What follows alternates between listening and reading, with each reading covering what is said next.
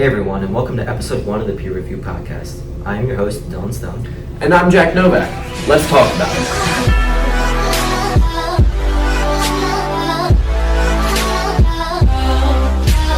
it. So peer review, we've all done it. Sometimes it's helpful and sometimes it's just a big waste of time. But how do we draw the difference? What makes it so effective and what makes it so frustrating? Yeah, we'll be joined momentarily by a special guest, former peer reviewer Zachary Moss. We'll be getting some insight on how he goes about peer review, what he likes to hear from those who review his work, and of course, what he doesn't like to hear. Yeah, and I can't wait to hear his perspective. But we need to go over the basics first. Jack, what is peer review? Well, it's a mechanism implemented in many classes where students share their rough drafts on their work and other students give them feedback. Sometimes we all need to get some outside perspectives on our work because we may miss some critical points that definitely need to be discussed. Yeah, certainly feedback can be very critical for a good essay. I can't even remember all the times I missed something on an essay that easily would have been picked up if somebody reviewed my paper. Whether it's a simple spelling mistake or some missing context, there's a lot to learn. Definitely. Many professors are adding this to their writing process, and I think it's important and time-worthy. The more students practice this technique, the better positioned they are to not make those mistakes in the future. And honestly, it's not just about pointing out what's wrong. It's also about noticing what works well. When someone tells you, hey, this sentence is really clear, or this paragraph flows nicely, that positive reinforcement helps you understand what to keep doing. That's a great point. Feedback shouldn't only be for improvement. It's also a chance to recognize your strengths, and that can be just as motivating as constructive criticism. Yeah, and it creates a more supportive environment overall, where we're helping each other improve as writers, not just checking boxes. Exactly, and that's the goal of peer review. It can be a mutually beneficial task. I agree. And being able to peer review someone's work is a helpful skill in real life. In almost any line of work, there will be times when a coworker will ask you for your perspective on things that they are working on. Exactly. And being able to give that valuable feedback will make you an invaluable resource to your colleagues. Yeah. And now, our guest Zach Moss will be joining us on the show in a moment. He'll bring a great view in on this conversation. You're right. I'm really excited to hear what Zach has to say about peer review.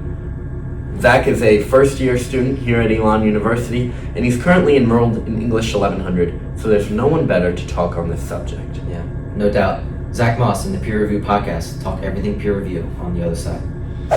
Now, let's bring in our special guest, Zach Moss. Zach, how are you doing, man? Doing well, man. Thanks for having me. So, I've heard you have had some experience with peer review. Can you tell us a little bit about that? Sure. It's all something we've done before in high school and even more in college. Usually it's done right after you complete your first rough draft. And I would say it's a good idea, but it's a rough implementation of it, and it can be a little shaky. Yeah, well, let's begin with the positives. What do you personally get out of peer review? Do you find it as a helpful and efficient way of improving your work? As I said, it's a bit up and down. The idea makes a lot of sense to me, and we're all susceptible to little mistakes in the writing process. I like when people give me constructive criticism, so I know where I can improve. I feel like it's hard to put yourselves in the shoes of your audience, so you might miss some needed context for your audience to better understand your piece. That's a great point. I agree, we all have blind spots in our writing, especially when making a first draft. And when others point it out, we can grow as writers. Yeah. So Zach, you mentioned peer review being hit or miss. From your experience, what makes it ineffective at times, especially when receiving feedback? Well, sometimes the reviewer doesn't actually give good quality work. They might just glance over it and just say it was well done. Obviously, this isn't good for either one of us. So I think professors should incentivize good quality feedback.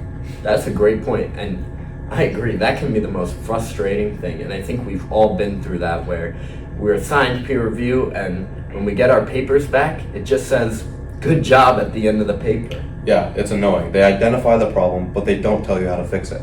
What are you supposed to do? Of course, it is one thing to identify mistakes, and that's great, but reviewers need to help the writer by pushing them towards a solution. So let's say your writing feels a bit redundant. That can be easy to point out, but how do you change that? When is it important to repeat something, and where should you take things out so it doesn't sound like you're talking in circles? Well, I think reviewers shouldn't burden themselves with the problems of others.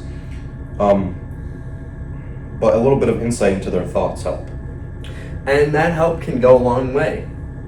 Zach, thank you so much for joining us here on the Peer Review Podcast. I'm sure your feedback will be greatly appreciated by our audience. Yeah, thank you, Zach. Hey, no problem, guys. Thanks for having me on. And that's it for episode 1 of the Peer Review Podcast. I'm Jack. And I'm Dylan. Come back for episode 2, where we will stand at the intersection of peer review and AI.